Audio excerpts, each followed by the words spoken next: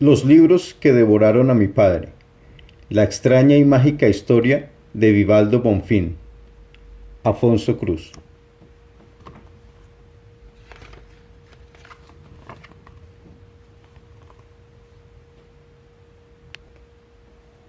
¡Vivaldo! ¡Vivaldo! ¡Vivaldo! ¡Vivaldo! ¡Vivaldo!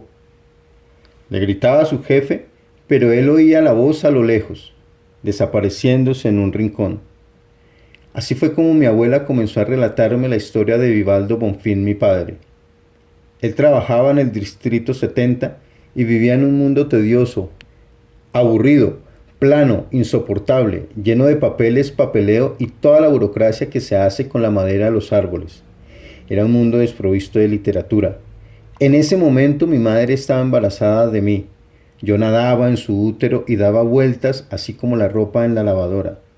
Mi padre pensaba solo en libros, libros y más libros, pero su vida en cambio no hacía lo mismo. Su vida pensaba en otras cosas y andaba distraída, hasta que él se vio obligado a conseguir trabajo. Muchas veces a la vida no le interesa en absoluto lo que nos gusta. Sin embargo, mi padre llevaba libros, libros y más libros a la oficina tributaria, donde trabajaba y leía a escondidas cada vez que podía. No era una costumbre ejemplar, pero era una fuerza más poderosa que él. Mi padre amaba la literatura por encima de todas las cosas. Siempre ocultaba bajo modelos contables un libro, informes de modificación, de actividades y otros documentos de nombres ilustres, y leía con disimulo mientras fingía trabajar. No era una costumbre muy admirable, pero la verdad era que mi padre solamente pensaba en libros. Esto fue lo que mi abuela me contó, con sus pensamientos llenos de arrugas en la frente. Nunca conocí a mi padre. Cuando nací, él ya no andaba en este mundo.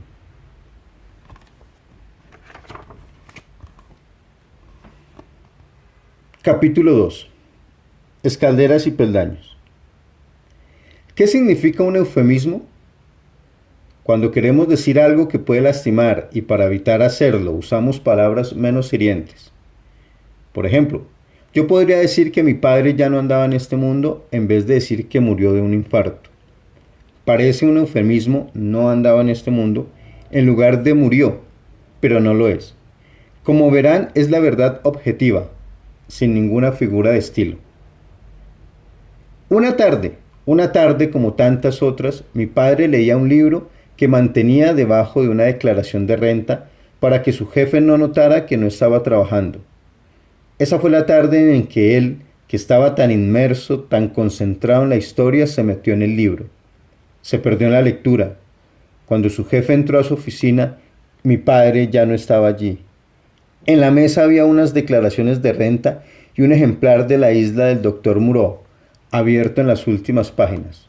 Julio, así se llamaba el jefe de mi padre, lo llamó. ¡Vivaldo! ¡Vivaldo! Pero mi padre no apareció. Estaba metido en la literatura.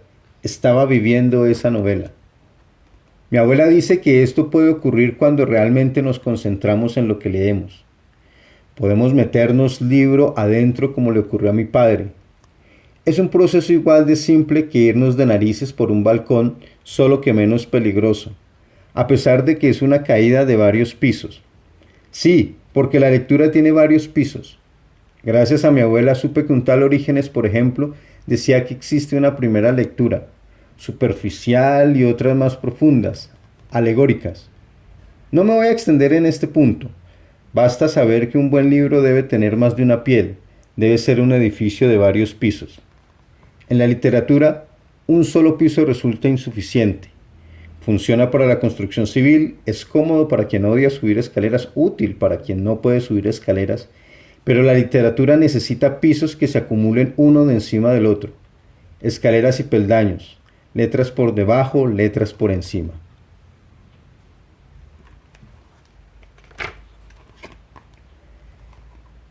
A veces su voz se escoge un poco. Capítulo 3. Al cumplir mis 12 años de edad, toda esta aventura comenzó. La fiesta fue común, como tantas otras que he tenido. Me vi con toda la familia, primos, tíos, tías y algunos amigos y vecinos. Comimos pastel y cantamos el cumpleaños feliz. Todo normal. Las velas ardieron su cera encima del pastel. Las personas se desafinaron cantando el cumpleaños en mi honor, aplaudieron y rieron contentos. Soplé las velas y las apagué con el peso del aire y de los 12 años que llevaba encima. Sin ninguna misericordia tajaron el pastel. Y cuando finalmente cayó la tarde y todo el mundo se fue, mi abuela me dijo con sus ojos olvidadizos que pasara a su casa al día siguiente. Ese día recibí regalos de todos menos de ella. Me pareció extraño, pues eso nunca sucede. A los abuelos, incluso cuando la memoria les falla, nunca se les olvida dar regalos. Al día siguiente, luego del colegio, me fui a donde mi abuela. Me dijo que me sentara y apuntó con la mano entumecida hacia la silla de rayas.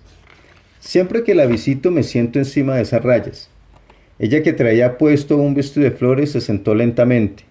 Se pasó las manos por el pelo, aclaró la voz y se acomodó los anteojos. A veces su voz se encoge un poco cuando se sienta o cuando termina de hacer un esfuerzo. Me explicó, mientras me comía un pedazo de pastel, que yo ya era un hombrecito y que empezaría a tener responsabilidades. Había llegado el momento de saber la verdad. Sus palabras venían llenas de cabellos blancos. Podía sentir que en ellas había mucha vida vivida. Era una conversación seria y por eso le presté mucha atención. Me habló de mi padre y me contó cómo él, esa tarde en la oficina tributaria, se metió en un libro y cómo nunca volvió a saberse más de él. Yo pensaba hasta entonces que la tragedia de mi orfandad de padre se debía a una enfermedad del corazón. Tuvo un infarto, fue lo que siempre oí decir de él. Por lo visto, él había anticipado algo parecido y sospechaba que podía caer en un abismo de letras. Por eso ocultó sus libros en el ático de la casa de mi abuela. Durante 12 años la biblioteca de mi padre estuvo esperándome con aquellos libros aguardando en los estantes. Le entregó la llave de su reducto literario a mi abuela. Dásela cuando consideres que él ya puede leer mi ático de libros, le dijo mi padre unas semanas antes de partir hacia aquel mundo de letras. Mi abuela me entregó la llave con toda la solemnidad del caso. En ese ático encontraría todos los libros de mi padre, incluso el libro La isla del doctor Moreau, que fue el que él había usado para entrar al mundo literario. Recibí ese regalo con muchos nervios. Por fin iba a conocer a mi padre, iría tras él, iría a recorrer todas las palabras que él había recorrido, lo encontraría detrás de una frase entre personajes de alguna novela. O eso creía.